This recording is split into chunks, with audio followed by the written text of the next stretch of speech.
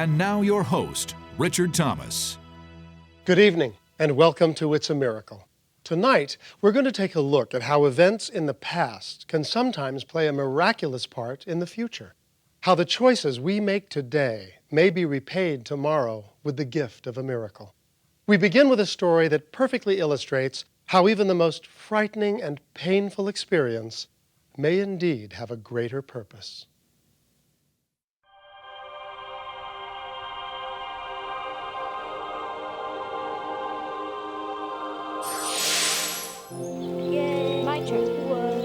It began on March 15th, 1998, when 9-year-old Robert Lord was playing in the yard with his younger sister, Jessica.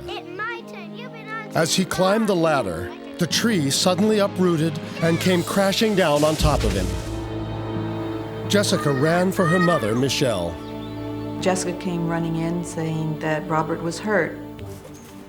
I saw him under the tree. Honey, are you okay? He was a very scared little boy. You can't feel your legs. It was just total shock. How about this? Can you feel this?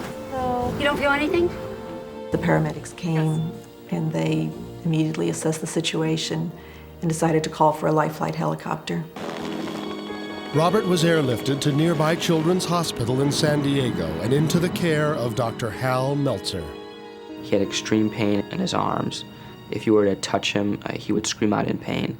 It was as if he had a short circuit in the nerves that went to his arms and his legs. Robert's father, Stephen, joined his wife at the hospital. See the break in the neck here? I'm afraid that's the most severe kind of spinal injury possible. Obviously, he was paralyzed. And, I knew about Christopher Reeves and what had happened with him, and so I was very worried. Robert may never be able to walk again. Oh, no. You can imagine trying to speak to Robert's family. His father, I think, put it very well when he said that, yesterday I was worried about how I was going to get Robert to soccer practice. Today you're telling me I should be worried at how we're going to have Robert be able to feed himself. I told Robert's parents that no one knows what the future is going to bring, and I certainly am not a fortune teller, but I was very concerned that he might never walk again. But while they were saying on one hand their likely scenario was maybe he'd be able to operate a wheelchair by blowing through a straw, on the other hand, 1% of the people with that kind of an injury recovered. And so that's what I fixated on, was the 1% recovery. How you doing? And I thought, well, now I just don't need to pray for him to be okay. Now I have to ask for a miracle. And so that's what I did. And I just spent the rest of my time trying to figure out what we needed to do to work on getting him better. Okay, here's a new one. The next night, while his mother stayed by his side, Robert's father took a friend's advice and began searching the internet for information. It was 11 o'clock at night. I thought, well, I'm not going to sleep anyway. So I went over to the office and I typed in spinal cord injury. Suddenly, he was faced with hundreds of potential references. I started looking for other sites. I found one that said, well, cure paralysis now. I thought, well, this has got the right attitude. And that's where I found this one paper that referred to a drug called Cygen that had undergone some trials, which have been quite successful on human patients, with 20 to 30% recovery in most cases. The paper emphasized that the experimental drug was most effective when administered within 72 hours of the injury. Already, 44 hours had passed. By this time, it was 8 o'clock Tuesday morning, and the drug company and the FDA were both in Washington, D.C., so it's 11 o'clock Washington, D.C. time.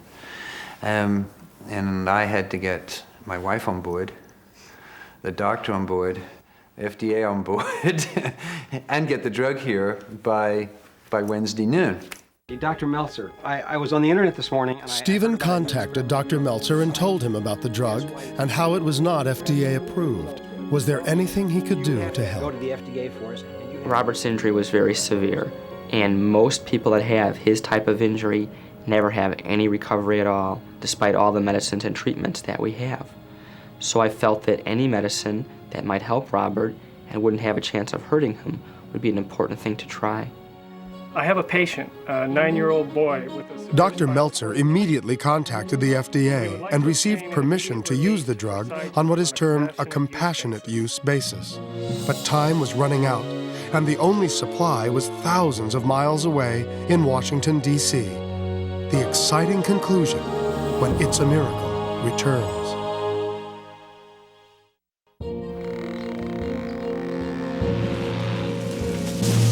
After a freak accident left 9-year-old Robert Lord paralyzed, his family refused to accept that their son would never walk again. An internet search uncovered an article about a miracle drug called Cygen, but the only available source was in Washington, D.C. And so, with time running out, Stephen arranged with a friend in the capital to hand carry the drug to the airport for the next flight to San Diego. 10 hours later, he met the package at the airport. I got it in my hand, I said, all right. And then I ran. At this point, 78 hours had passed since Robert's accident, 6 more than was considered optimal, and Stephen Lord knew that every second counted. And I ran all the way, so I didn't want to waste a second. I came around the corridor and he handed off the drug and it collapsed. So I was done. Hopefully this was gonna help Robert. No one knows for certain if this medication works or how it works, but what we think is that it helps in 2 ways. One, it helps the nerves to actually regrow and to repair themselves. And secondly, it helps the body's own repair mechanisms help the nerves to regrow. Okay, let's take a look. Within the next few weeks, he began to say that he could feel things in his fingers and his toes. And then, a few days later, he was able to move one of his toes. And that was a very, very important day for Robert. That's good progress, Bobby. It was just a wonderful feeling to see those little toes wiggle and to see if we could, coerce him to do it again. Maybe this drug was really working, and somehow now his mind was trying to hook up which nerves worked on what. A month later, on Mother's Day, 1998, Robert had a special surprise for his mom. He was coming out, walking. It was his very first steps. I remember thinking wow, this is even better than the first time he took a step, So I hugged him and said, you walking is the best Mother's Day present. 18 days later, on May 28th, Robert walked out of the hospital to go home.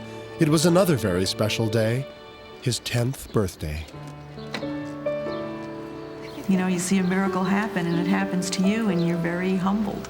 And of all the things God's got to worry about, why should he pay attention to one little 9-year-old kid? Give a big smile then, Robert.